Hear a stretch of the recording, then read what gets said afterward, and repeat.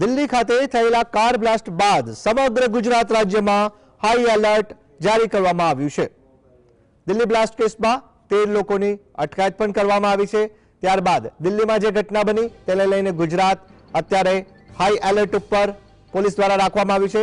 દિલ્હીમાં થયેલા કાર બ્લાસ્ટને પગલે ગુજરાતમાં સઘન ચેકિંગના આદેશ આપવામાં આવ્યા છે। પોલીસ દ્વારા સઘન ચેકિંગ હાથ ધરાયું છે।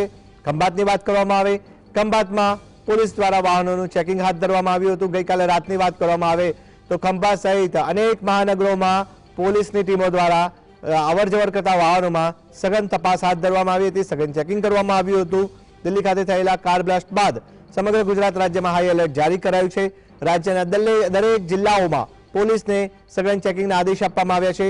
આણંદ જિલ્લાના ખંભાત શહેરમાં પણ પોલીસે સુરક્ષાના પગલા સ્વરૂપે વાહનોનું સઘન ચેકિંગ કર્યું હતું।